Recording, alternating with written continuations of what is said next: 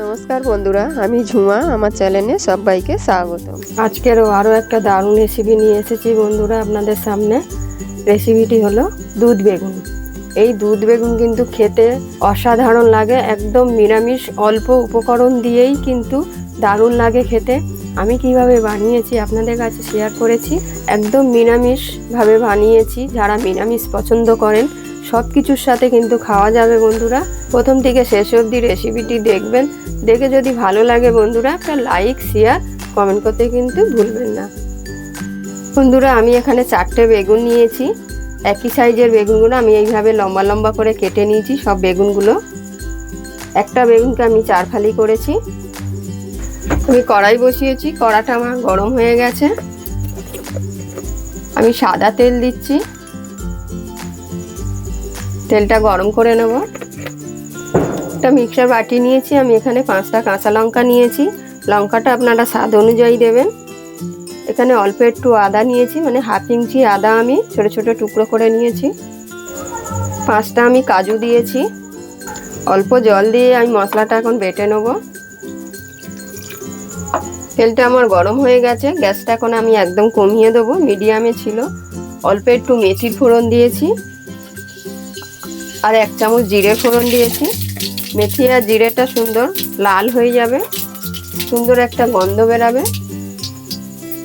ফোড়নটা আমার হয়ে গেছে, আমি বেগুনগুলো এবার ভেজে নেব। বেগুনগুলো এখন আমি লাল করে ভেজে নেব। আমি অল্প একটু হলুদ দেবো, হাফ চামচ আমি কাশ্মীরি লঙ্কার গুঁড়ো দেবো, দিয়ে আমি খুব ভালো করে এবারে ভেজে নেব। মশলাটা আমি বেটে নিয়েছি জল দিয়ে। বেগুনটা আমার ভাজা হয়ে গেছে, বেগুনটা আমি এখন ঢেলে নেব। বেগুনটা ঢেলে নিয়েছি। একই কড়াতে আরও কিছুটা সাদা তেল দেব। তেলটা গরম করে নিচ্ছি। তেলটা আমার গরম হয়ে গেছে, এবার যে মশলাটা করেছিলাম দিয়ে দেব। মশলাটা আমি কষিয়ে নেব। আমি একটা কাপ নিয়েছি, কাপের মধ্যে আমি হাফ কাপের একটু বেশি দুধ দেবো। আমি পুরো কাপই নিয়ে নিচ্ছি, 1 কাপ দুধ নিয়ে নিচ্ছি। 1 কাপ ময়দা নিচ্ছি, আমি 1 চামচ ময়দা নিচ্ছি। ময়দাটা আমি খুব ভালো করে গুলে নেব। 1 কাপ দুধে 1 চামচই ময়দা দিয়ে খুব ভালো করে আমি, যেন দানা দানা না থাকে, খুব ভালো করে ফেটিয়ে নিতে হবে। খুব ভালো করে আমি ময়দাটাকে গুলে নিয়েছি দুধের সাথে। মশলাটাও আমার কষানো হয়ে গেছে এবং তেল ছেড়ে দিয়েছে মশলা দিয়ে। আমি অল্প একটু চিনি দিয়ে দিলাম। চিনিটাও দিয়ে ভালো করে আমি কষিয়ে নেব। মশলাটা খুব ভালো করে তেল ছেড়ে দিয়েছে, মশলা আমার কষানো হয়ে গেছে। এবার গ্যাসটা একদম আমি কমিয়ে দেবো, দিয়ে যে দুধ আর ময়দা আমি গুলে রেখেছিলাম দিয়ে দেবো।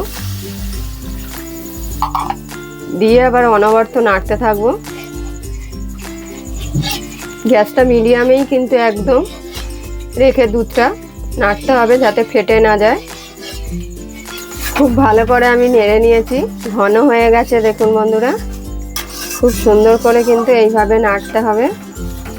এবার গ্যাসটা আমি বাড়িয়ে দিলাম, ফুটে উঠেছে।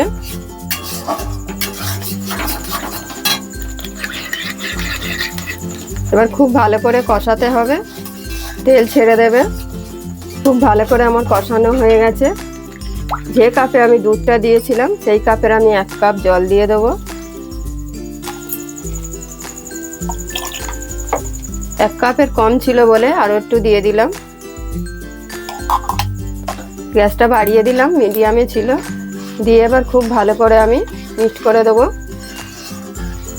ফুটে উঠেছে। এবার আমি 2-3টে কাঁচা লঙ্কা দিয়ে দিলাম। দিয়ে এবার বেগুনগুলো আমি দিয়ে দেবো। গ্যাসটা এখন আমি একটু কমিয়ে দিলাম।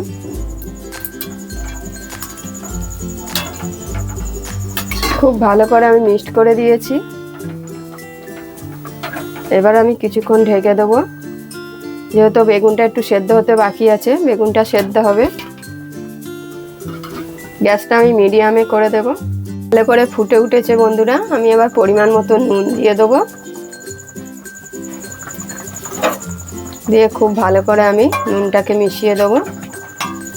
বন্ধুরা সবশেষে আমি 1 চামচ ঘি দিয়ে দেবো।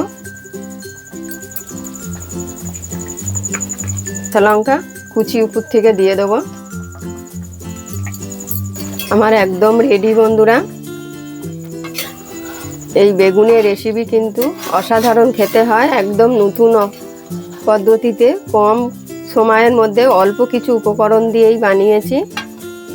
এই রেসিপিটি কেমন হয়েছে অবশ্যই কমেন্টে জানাবেন, আর আপনারাও এইভাবে বাড়িতে বানিয়ে খেয়ে দেখুন। আশা করি আপনাদেরও ভালো লাগবে। আর ভালো লাগলে বন্ধুরা একটা লাইক শেয়ার কমেন্ট করতে ভুলবেন না।